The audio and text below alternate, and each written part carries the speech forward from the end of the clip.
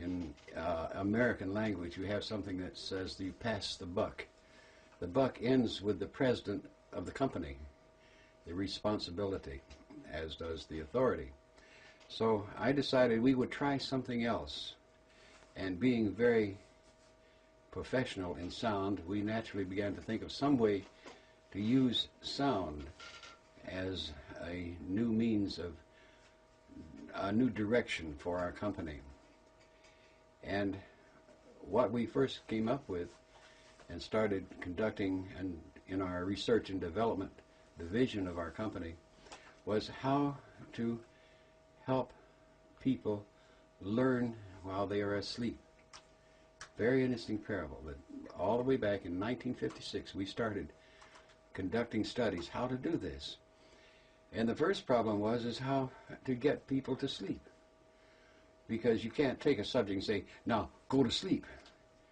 You have to, and you do not want to give them chemicals or drugs to go to sleep because that won't serve the purpose. So we began to use sound to help people to get to sleep. And that's how we first began to get into the technology of what we have since become. But along the way, a very interesting thing took place. In that research pattern, I was the chief subject because I demanded it because I was very curious. So as the chief subject in all of these patterns of finding ways to help people go to sleep by sound use, evidently I absorbed something, because in 1958 then I had this great, frightening, terrifying change take place in my life. And I have written about this, as you know, in several books, and it's very, I guess, common knowledge even throughout the world because the books have been translated into various languages. But simply put, at that time I began to experience moving out of my body, and that was the final thing of something that had begun a year at least or more before that time. I began to have, quote, dreams about, and I was an airplane pilot, so you can understand how that would take place. I began to have dreams about taxiing to the runway on an airport and getting the plane off the ground, and once I got it off the ground, that I would look up and here are all these wires. It was as if one were flying down the street, and there were all these power lines overhead and telephone lines, and you couldn't find a hole to get out of it.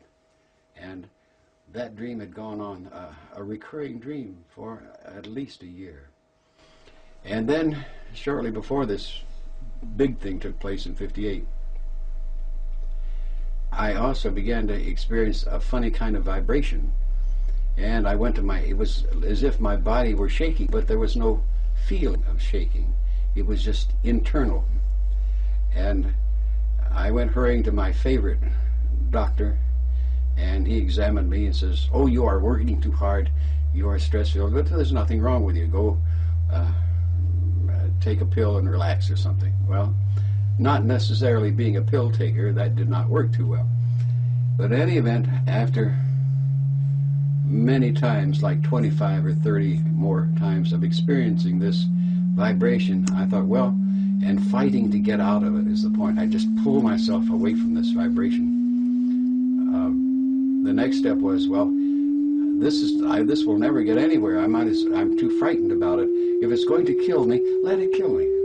So, with that in mind, one particular afternoon when I was lying down, I said, all right, fine. The vibration came. If it's going to kill me, let it kill me. So I waited and waited and waited. And after a while, after about 5 minutes, it faded away, and I was still alive. So I thought, now I know it won't kill me.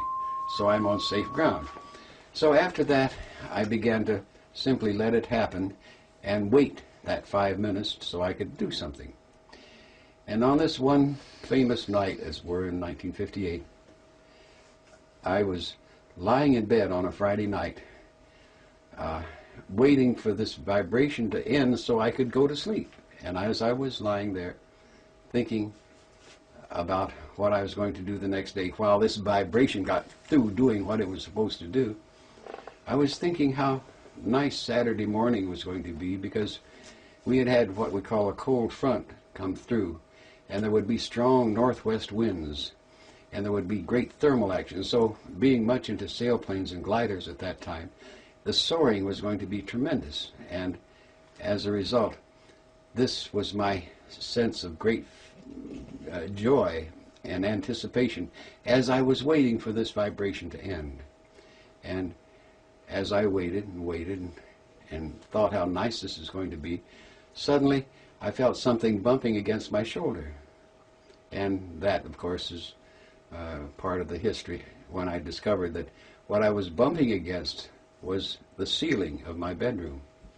And that bumping turned around, and I did not know where I was till I saw this funny sort of a fountain coming out of what I thought was the floor. And I thought, where am I? This is a funny kind of dream.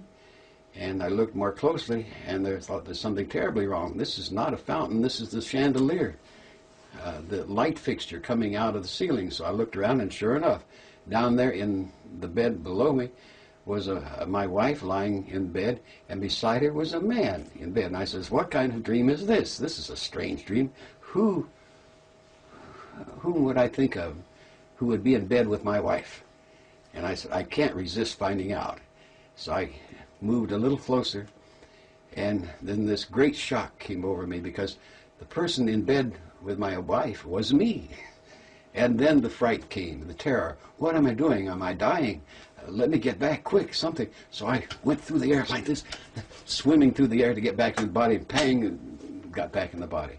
That was the first time that I, in turn, found out. And then very quickly I sat up, and everything was quiet. My heart was racing because I was excited, but everything else was fine. My wife's asleep, quiet, nothing, no problem. So that is exactly how it began, all the way back in 1950.